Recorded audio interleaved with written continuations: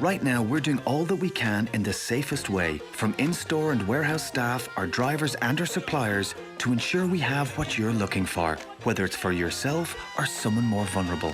When it comes to community, we're in it together. Centra. Celebrate St. Patrick's weekend in style with the Lotto Plus raffle. Play Lotto Plus tonight for your chance to share an extra €1 million guaranteed. And you could be turning those nightmare wheels into your dream ride. Just ask for Lotto with Lotto Plus. Play responsibly in-app, in-store or at lottery.ie. You ain't shit! I wish I was 50 years younger and I'd kick your ass. Well, fans can be the harshest critics, you know. And they often are. A wife is often the harshest critic of her husband. I thought I was invincible. That's what you're trained to believe as a sports person. There was 4 million people in Ireland who knew much more about managing football teams than I did. When it comes to music, I can spoof with the best. Your sporting career is the best time you'll have, and you know you have to hang on to it for as long as you like, because everything else is pretty crappy. And this is not lies. Stephen Rothschild has never spoken to Jimmy McGuinness in his life. All right, you're very welcome back to Off the Ball this Saturday. Neil Treacy filling in for John Duggan this afternoon. Now it's time for the Saturday panel. We are streaming across all our Off the Ball social platforms, across Facebook, Twitter, YouTube, at Off the Ball. You can also catch us live at the moment on the Go Loud app or on offtheball.com or off the OTB Sports Radio. But this afternoon on our Saturday panel, we are looking at women in sport, because last Sunday was International Women's Day. And we're delighted to be joined by 3 PINERGY ambassadors. The PINERGY Passions programme is now in its 3rd year. It was created in 2017 with the aim of supporting young, talented people with a passion by enabling them to dictate more time and focus to their chosen passions. So the 3 Irish sports people I have with me this afternoon: Michelle Claffey, Irish Rugby International. Michelle plays for Blackrock College in Leinster, and looking forward to representing Ireland at some point over the next while and maybe reschedule Six Nations games. We might as well say at the moment we have recorded this on Monday. At the time of recording this, we aren't really certain what's going to be happening this weekend with the women's game against France. The men's game has been called off, but at the moment, preparations for the game against France, and whether or not goes ahead, you will still be training away this week? Yeah, it's business as usual. We training camp Friday, Saturday and Sunday, and it was very much so. The game is going ahead next weekend, so prep was on point this week. Well, hopefully tomorrow afternoon we'll find out now if this game is going ahead. Also as well, Dale, I have Aisling Keller from Tipperary. Aisling qualified Ireland's boat for the Olympic sailing regatta after a 7th place finish at the Laser Radial World Championships in Japan last July. So Aisling, you're now focusing on trying to get through and get into that boat that you have qualified for Ireland at the Tokyo Olympics. And I suppose as well, you're probably touch and go wondering, is the Tokyo Olympics going to be going ahead? Yeah, well, I suppose I'm not really letting that thought come into my head. So if the Olympics book your ahead, ticket first and then worry about it. Yeah, exactly. I need to book myself into the boat. So that's everything I'm worried about at the moment. And another person with us this afternoon looking to get to Tokyo this summer, Ailbhe Carroll, triathlete looking to qualify for the games. Ailbhe, thanks a million for joining us this afternoon. I was saying, like Aisling, you're kind of trying to figure out, first of all, get your place for Tokyo and then worry about whether or not it's going to be going ahead. Absolutely, yeah. Tokyo was very much on my brain at last year, but I've kind of run into a few health issues this year, so it's not so much something that I can really see as an achievable goal at the moment, but I guess you can never say never, so I just have to figure that out and get to the bottom of that and move forward. Aisling, just to start, on the qualifying for Tokyo, because it is probably one of the anomalies of a lot of Olympic sports that you're going hell for leather to actually qualify, first of all, the boat itself, or whether it's an athletics place or something. And even if you do that, you have to go ahead and actually get the selection yourself. It's a bit it is a bit of an awkward one. Yeah, and it's also so I qualified the boat, which means any Irish sailor sailing my boat can go, but we also use each other for training purposes and everything. So it is a strange one in that, obviously I'm happy that Ireland is going to the Olympics and representing sailing and everything, but I want to be in the boat as well, so it's a tough one. And where are you in the pecking order in terms of getting your place on it?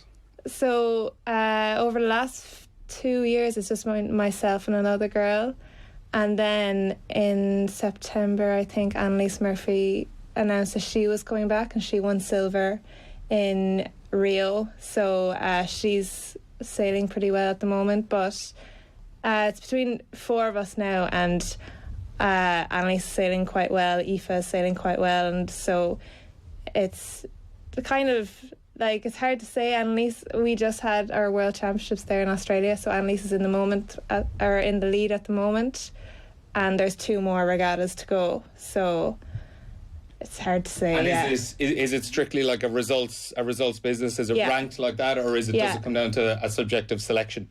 It'll only come down to subjective selection if you're tied on points at the end, which is really unlikely between 3 regattas. Is it tough, or is it a bit more of a relief then that it's absolutely down to what you do? It's not going to be someone else's call really at the end of the day. It's kind of down to you.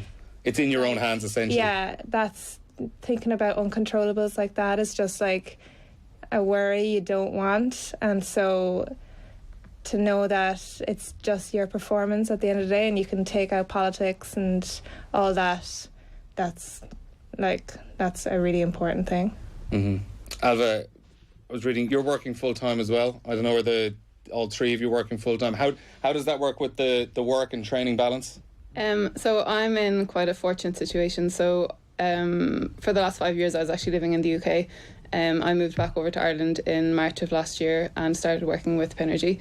I'm there on a part-time basis so that they kind of support me to support my sport, which is great. So it's kind of given me the opportunity to find that balance and to really be able to upskill in an area that I wasn't qualified in beforehand. So I'm working in their marketing department, but my degree at university was sports science, so not really connected, but I've been able to upskill in marketing whilst also like being able to give 100% to my sport and kind of find that balance and just make it work. So it's been quite a good opportunity.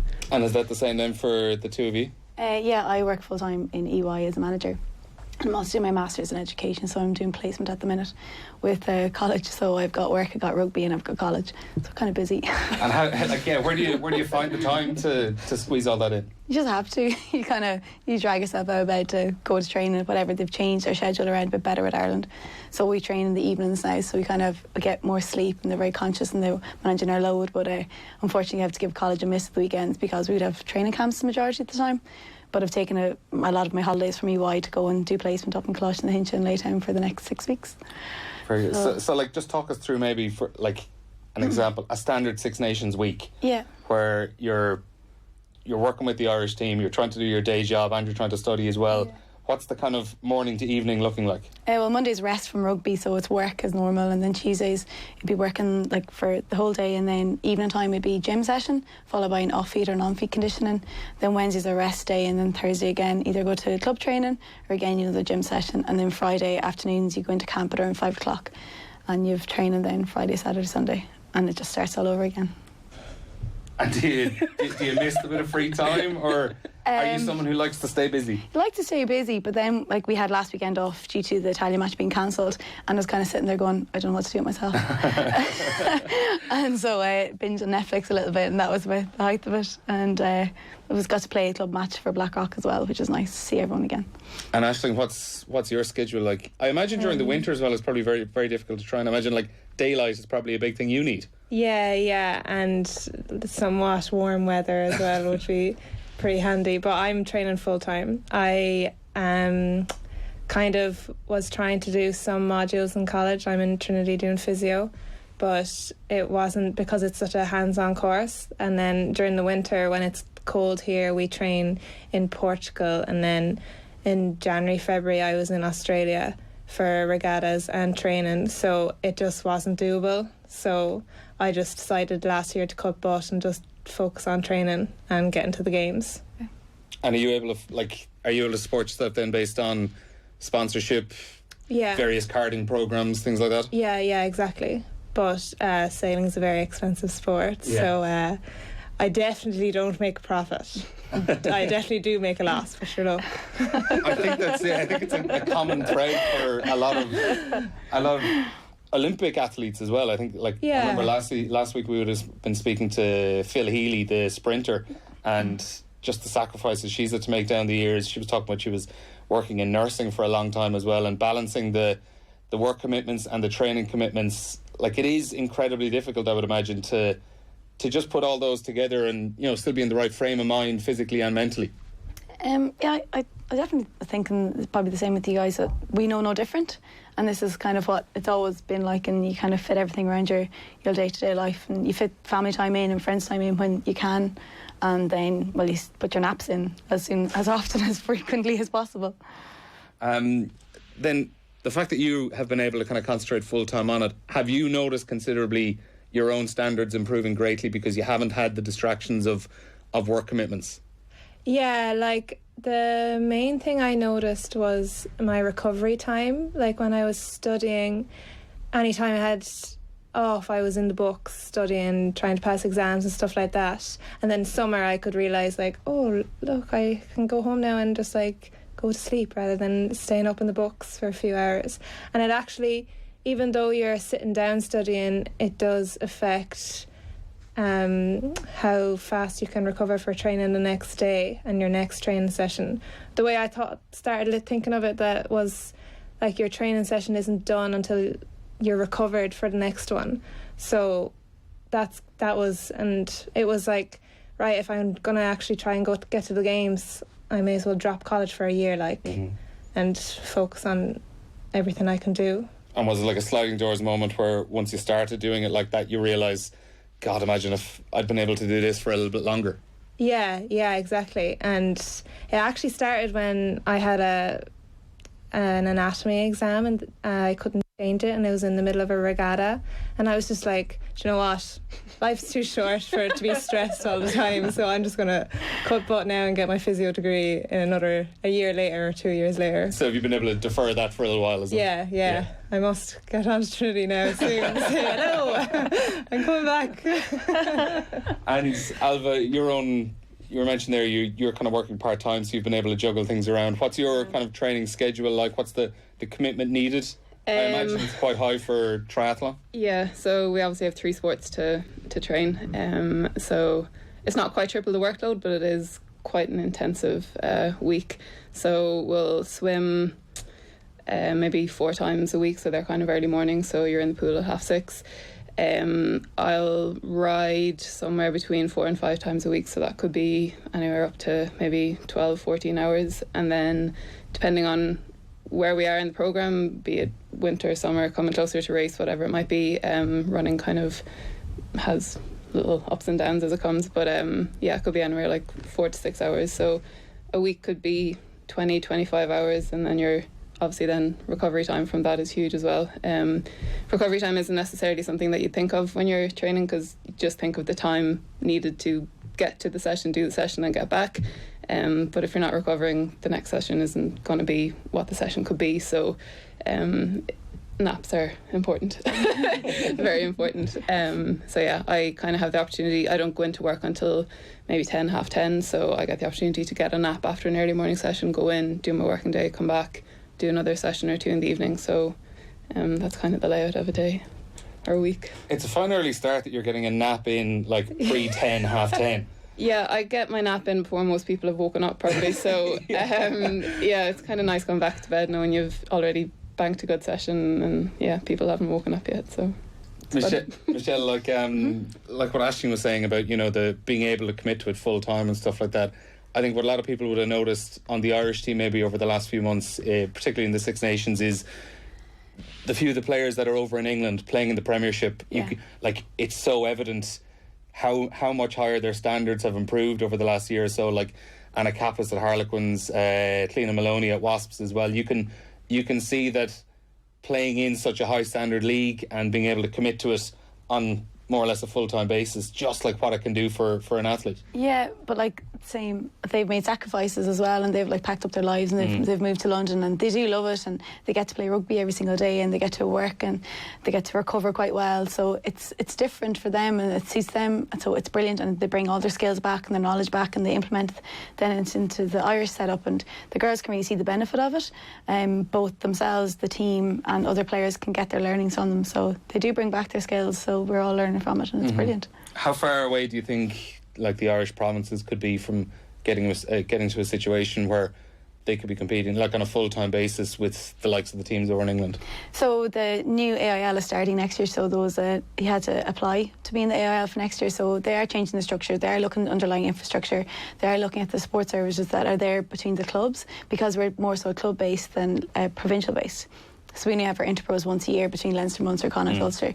And it's great that the clubs are kind of investing more within their teams. Like Blackrock has been brilliant, and only for the sport of PINERGY as well. Like our team is very well supported, and the lads in the club know PINERGY are the women's sponsor, and we've had a really good relationship with them. So we have one of the best support structures in the club, from the exec, from the lads, and just the sponsors in general. So it's nice that we can kind of build to potentially progress, but I think it comes from having a good underlying infrastructure, as in a good AIL, competitive AIL, before any of that kind of starts. And what is the standard like at the moment in comparison to England? Well, it's at the minute there's a bit of a split. Blackrock are third, so that's brilliant. We're in the top, so we're looking forward to hopefully a semi-finals in the AIL. So that's nice, and that was kind of our goal this year. So we'll keep pushing on and see what happens then come end of April. Very good. What was your own sporting backgrounds when you were younger, leading up to the point where you're involved in sailing, triathlon, rugby? Were you people who played a lot of different things, and when it got to a stage in your life decided, no, this is the one I like to do? Or were you kind of one sport people? Who wants to take this one first? Every sport under the sun. It was every one night a week, maybe 2 sports, like some nights and everything. I think it got to a stage where Mum had to sit me down and be like, right, look, you need to give up a few sports. And it's just starting enough hours in the day. Yeah, I think I have 2 older brothers, so I was very competitive with them, and it finally got whittled down to horse riding and sailing, and Dad said he wouldn't buy me a pony, so I was like, right. What else was in there in the mix? Camogie, Gaelic football, tennis. Those are the main ones, yeah. And at what point did you kind of realise I could potentially go to an Olympics here with this? At what point did you move beyond like kind of doing it for fun and doing it to the point where you're doing it competitively and you're very, very good at it? I think because I'm a competitive person, it was always like any sport I did, it was obviously I was enjoying it and doing it for fun, but it was always like I want to be good at it, and I want to. I'm not doing it, and unless I'm going to the Olympics. But like Owen, my older brother, he picked sailing and was doing that competitively, and he was quite good at it. And I was so competitive with him that I was like, right, well, if you're good at it, I'm going to be better. And then I think it was when I was going into TY, and I was really looking forward to TY because I could sail loads and didn't really have to go to school. And that was the year that I was like started doing senior events and like was going to sailing events and seeing Olympic gold medalists and like maybe like beating them for a while in a race and saying, oh, maybe I could go to the Olympics as well. Yeah, that was it pretty much.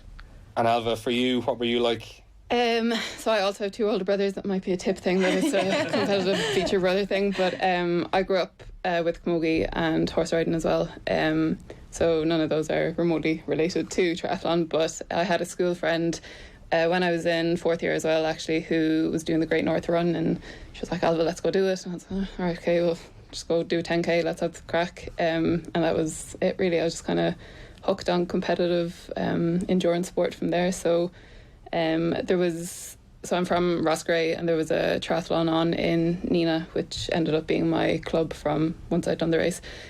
So I told my dad I was going to do this race, so I didn't have a bike. It's obviously a big part of a triathlon. So we went and got a bike from the local shop down in Roscrea. I think it was around £300, which was, or euro even. I was like, oh my God, like such an expensive bike. I now realise that is not an expensive bike, but I got my €300 bike anyway and went away over to Nina, did that triathlon, and then I was like, oh, this is kind of fun, like, get stuck in. I ended up doing quite a bit of training with Nina Tri Club at the time, which just happened to be all male, which again, just it's fun beating boys. So I was like, hey, this is great, like I can maybe get my head stuck in here, see what happens.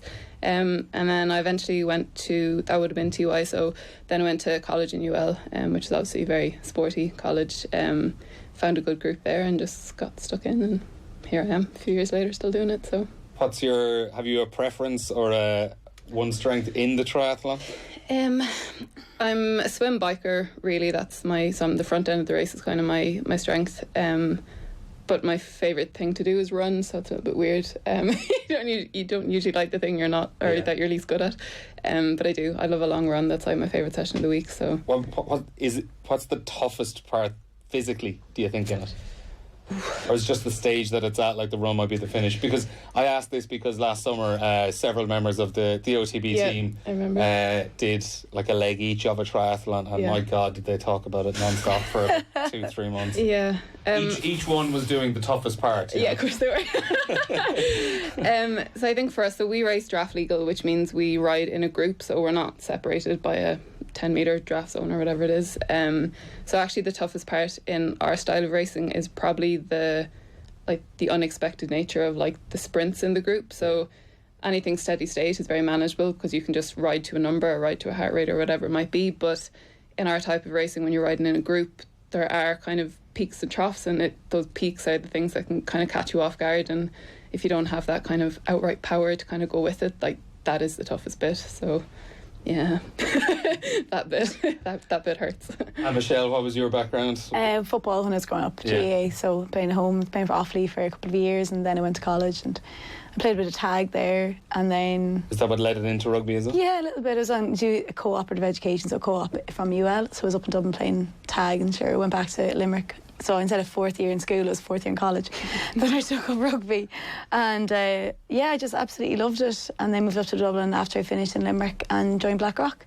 Never thought I'd ever play for Ireland, and because my mother was always like, please give that up, like you've had enough serious injuries now, Michelle, like that's enough of it. I'm like, yeah, Ma, when I play for Ireland, that's when I give it up, full of thinking that I'll never get to play and she'll never get this come true.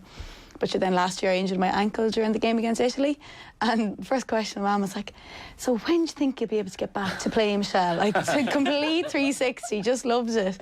And because it's that easy, Mum, to get back into the international team, I'll just, train a bit. And was it something with, as soon as you really got in, as soon as you really started playing it, you just kind of had the bug for it? Oh yeah, and the friends you make, and I just made, because you moved to a new city, you didn't know anyone, and then these girls just became my friends so quickly, and they're your support network, then you're here, and I just absolutely loved it, and they were brilliant to me.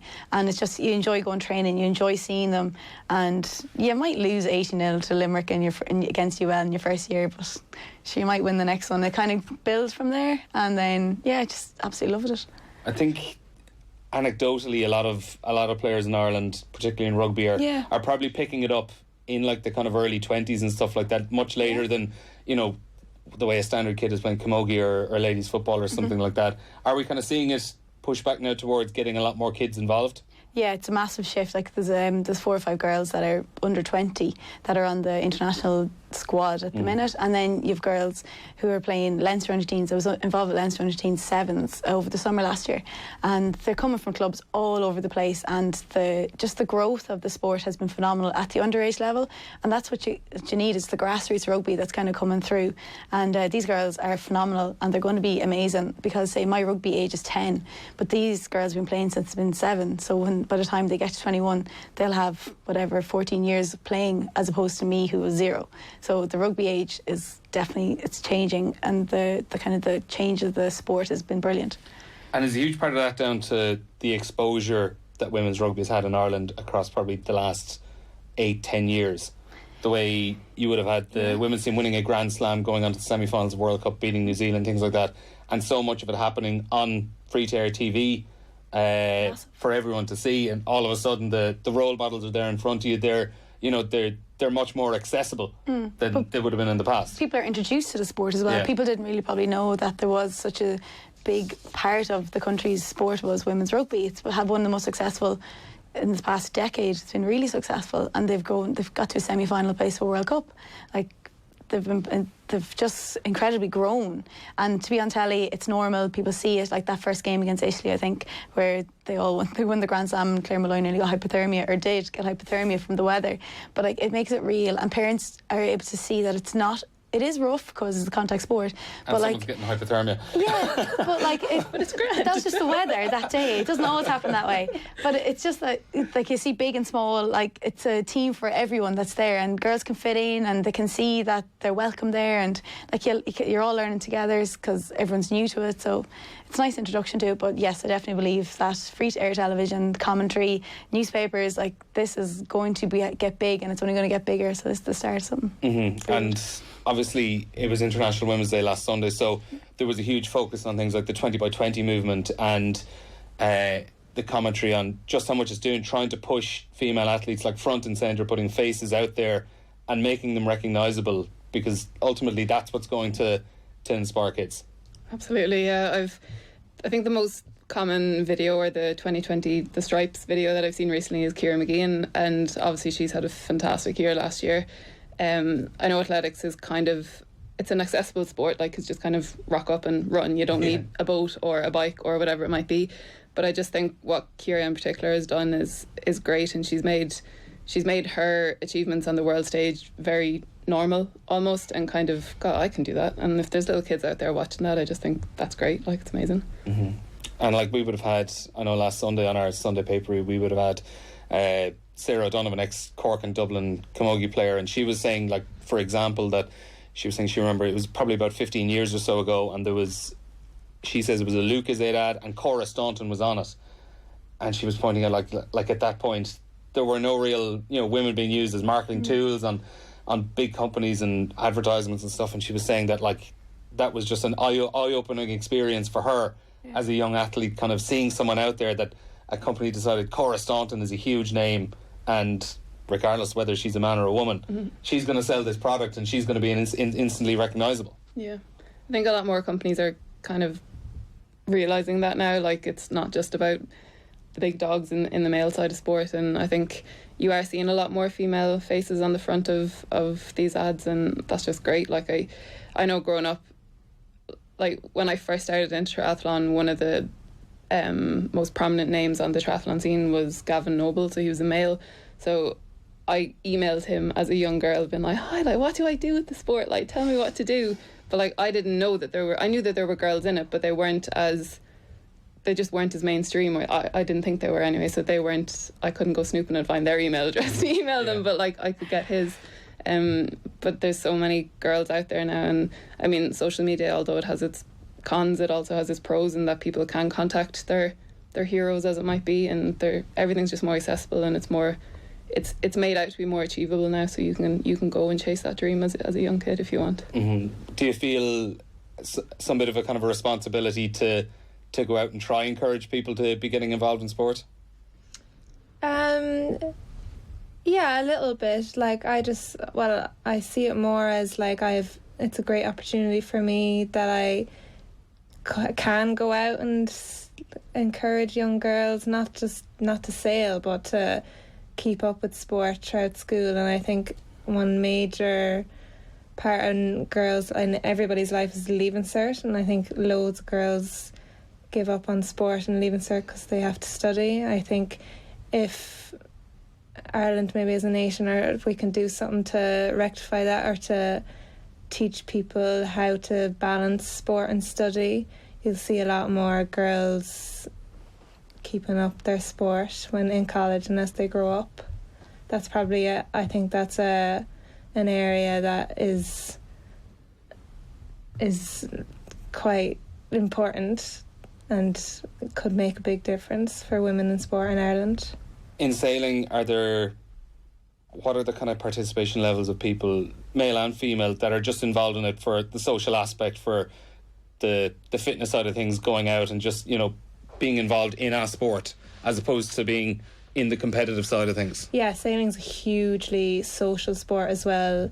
Like in Dublin, there's a load of yacht racing and stuff at the weekend, and it's not that you don't have to be, like, very physically fit for that bit. If, like, there's jobs on the boat that you don't have to, and then there's also, you can go on a boat and not really know that much about sailing, so that's pretty good. But it's very male dominated, especially outside Olympic sailing, it's hugely male dominated. You hardly see any girls on big boats now, but there's a movement at the moment for the Volvo Ocean Race, which is a yacht race around the world, to get some of the boats have to have half male, half female. So that's class, because that's hardly ever happened before. What are your thoughts then on like quotas in sport?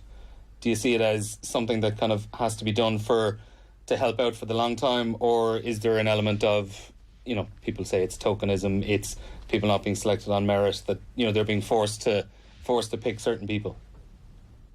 I don't think. I think at the start, quota is a good thing because it'll encourage more involvement of sporting bodies and to try and encourage females. So playing the long games. Yeah, and I don't think I think anyone who's qualified enough should be involved, and maybe sometimes women are overlooked or else their presence isn't as much known.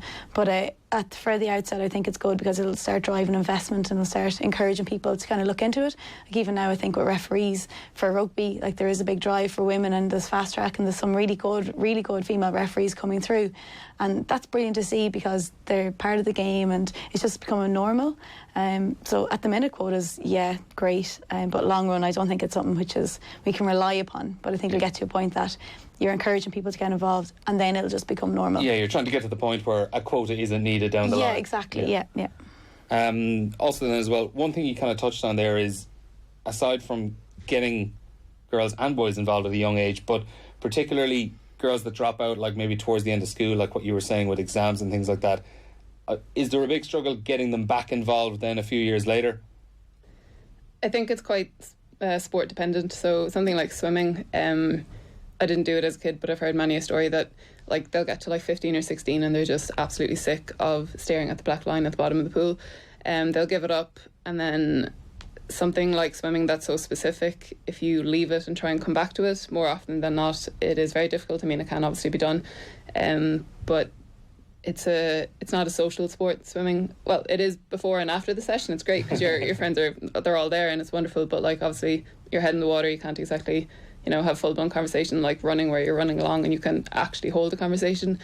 So I think it is quite sport specific, but that's actually for swimmers who do drop out quite early, that's kind of where triathlon can kind of come into their lives. So they do get back in the pool, but it's not 14 sessions a week, it's only 4 or 5, and then the rest is made up of bike and run. So there are kind of talent transfer programs that you can do from one sport to the next, and that is definitely a good route to go down if sport is something that you love and you do want to get back into it. But I think your head has to be ready to get back into it too, because I'm just thinking of swimming specifically, where you've come from early mornings and potentially evening swims after school as well. It can be quite a drain mentally. So I think you do need to be ready and prepped to get back in and just enjoy doing the sport.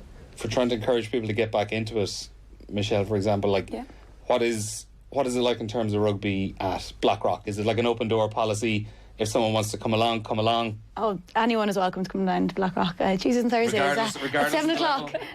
Regardless of your ability. You have two teams. With J1 side, we've got a senior team. They're competing in the Leinster League at the minute, and they're doing really well. So, like, we need numbers of training. We want people to enjoy it. So that's the purpose. We've got our league campaigns going towards an end. That's a cup campaign in the Leinster League.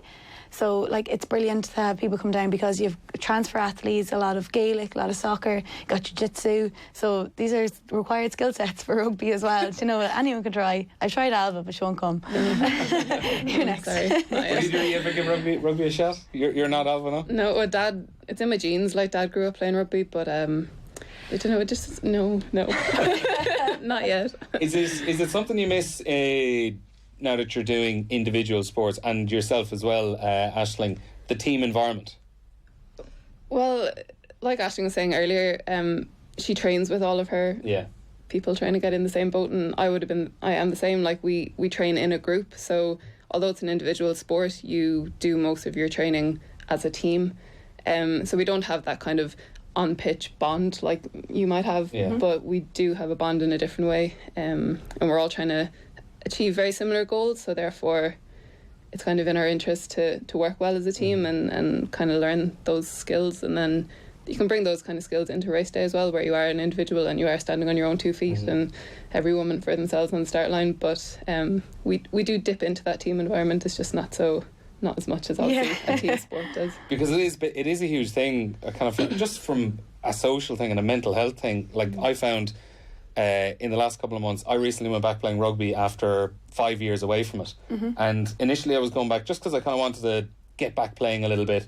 But it was only after a few weeks I realised one thing I did actually miss a huge amount was the team environment and being around, and you know, after a match last week, hanging around and having a couple of drinks with people and just chatting away, watching a match on TV, stuff like that it's huge from a mental and physical point of view. Yeah, and I think as well, when I started to now, like WhatsApp as well, you have WhatsApp groups and you got your social groups, and like the crack you do be having in those. I mean, you have to mute them half the time. They're all muted. They're all muted. And then when you have a free 10 minutes to start scrolling through. But that's definitely one thing I absolutely love, and like it's the camaraderie, the friends, the relationships for life that you make, and it's just brilliant. Who were the idols growing up for you? God. Well, Annalise Murphy was mine, and now it's funny that I'm competing against her. But like, as in for my junior cert art project, I painted Annalise, and now I'm like, have you ever told her about it? I told her, and it was like her campaign for Rio, and I'm like, I've never showed her, but now it's a bit strange, but she was one of my, and Sonia O'Sullivan, because I forgot to mention I was doing cross country when I was younger as well, and when I was in Australia there, Sonia actually came out with us one day because she lives in Melbourne, and that was crazy, like so being around. Pinch yourself moment. But it was like two of the most like known female athletes in Ireland, and we were just all hanging around the boat park together. Like I don't know how many other female Olympic medalists there are in Ireland apart from Annalise and Sonia. That was class. Can imagine. John Leahy was my idol growing up. I grew up playing camogie, so I guess that kind of does make sense. But John Leahy, I loved him, and I remember I met him one day. It was after he long retired at this point, but we were in Crow Park watching a game, and he just happened to be sitting beside us, and Dad was like, Ailbhe. Oh my God, and he signed my programme, and I still have it at home in my drawer. He was, that was a big moment for me. And Michelle, what about yourself? Oh God, I don't know. I remember sitting up and watching like the Olympics that was on. Is it Atlanta? I think it was like 96, maybe I was very young, I don't remember. And just kind of seeing the females that on the telly that and the Kiri Lights stay up late, just I kind of remember it's in my aunt's house. It's just so vivid. Just any kind of females that were on in those kind of environments, you're like, wow, it's really achievable, and it's those moments you remember. So I think even with the GAA being on telly and the Crow Park being filled with the All-Ireland finals, so you can see it, and like they say, if you can't see it, you can't be it, and it really is true. It just stands here, like even with the Leaving Cert Art project. Before we finish up then, what are the kind of the remaining goals for 2020? Obviously for yourselves and the Six Nations been a bit disjointed overall with the 3 games you've had so far. What has been the general feeling of it? It was 2 good wins to start off with. Obviously England was going to be an uphill task completely, but there were big celebrations after those first 2 games. It really looked like that last year had been such a disappointment for Ireland, and it kind of felt like this season things are getting back on track a little. Yeah, like this is a big year for us with World Cup qualification in kind of September, so even if the games are cancelled, we still are preparing for those, and it's going to be a big year, like I said, but Wales, Scotland, the wins are very important. We've moved up in the world rankings. We're up to 8th, I think, now. So it's good progression. It's a good start for the summer, kind of the prep, and then the games in September. So if we can play the games this weekend, fantastic. If not, we're going to start moving on, then looking towards September. We could have actually recorded 2 versions of this chat. One of them lamenting the France game being postponed, and the other one, it's really looking forward to this game now. Really, it's going to be a big challenge. Ailbhe, for yourself, obviously you were saying Tokyo is probably something that's probably a little bit beyond you at this stage. How does the goal reset? What's 2020 looking like for you? So last season I was absent really from international racing, so my main goal is just to get myself back there, do myself justice on the international scene, and kind of move on from there then. So travel to some nice races and do some nice races. So and Aisling, your goal obviously is knock Annalise off her perch and have her paint you. For a project. Yeah, exactly. I'm in the middle of Olympic trials at the moment, so the next regatta is in 2 weeks in Palma, and one after that in here in France. So it's going to be an intense couple of weeks ahead of me, but I was disappointed with my results at the Worlds there at the end of February, so I'm determined to redeem myself now at the next event in Palma. And even with those, is there any danger that they might not go ahead? Palma is looking likely to go ahead now. Here, I suppose we'll have to see closer to the time. But I'd say because Palma is an island, I don't think that'll be postponed. But it's going ahead in my head now, anyway. So. Probably the way you have to go about it.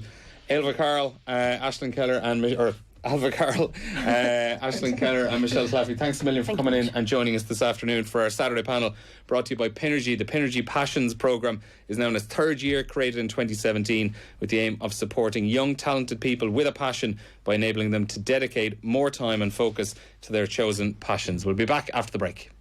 You invented what?